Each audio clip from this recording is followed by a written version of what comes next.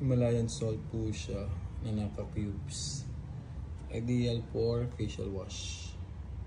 Thanks po sa bulk order. Pamimigay din po niya sa Pasko.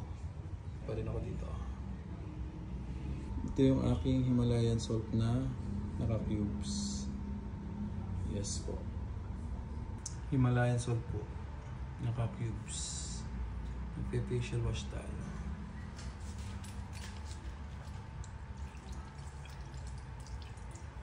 Naka-cubes po siya para mas tipid.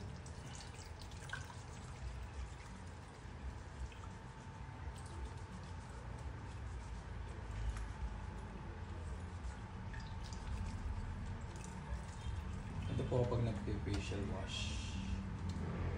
Pinapapila ko muna sa kamay ko.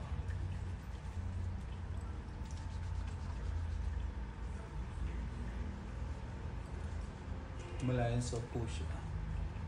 Nakakatulong pagtanggal ng pimples, acne, eczema, psoriasis.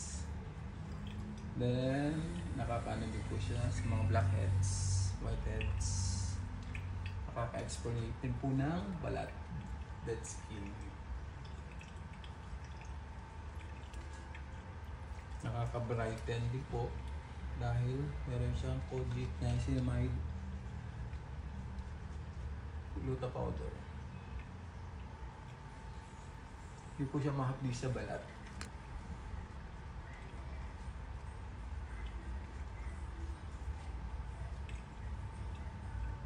Pwede din po siya sa katawan. Sa buong katawan.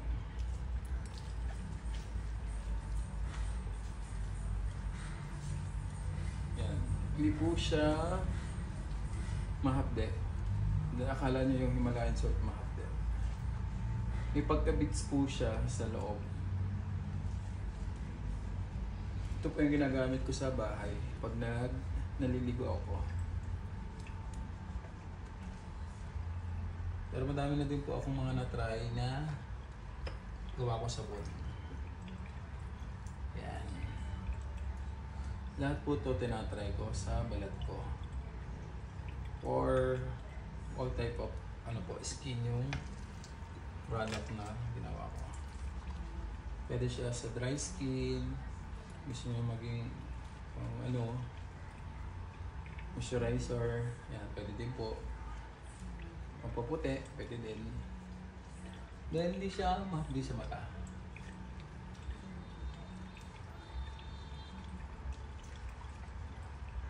Yung scent, wala po siyang scent dahil Himalayan salt po to. Then, ano pa ba? Yan, mabulat.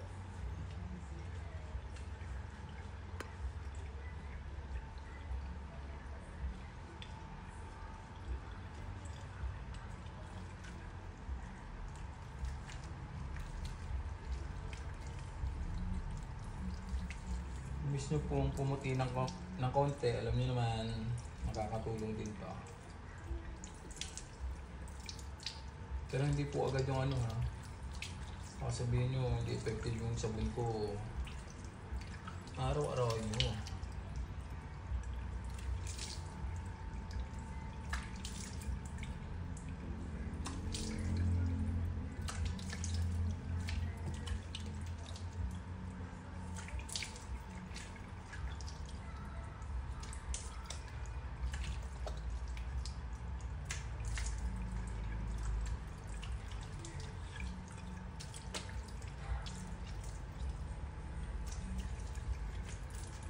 Ayan.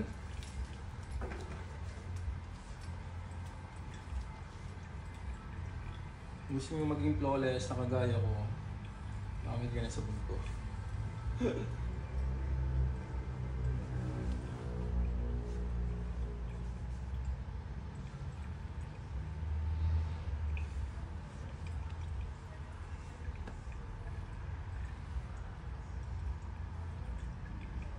Dap lang po.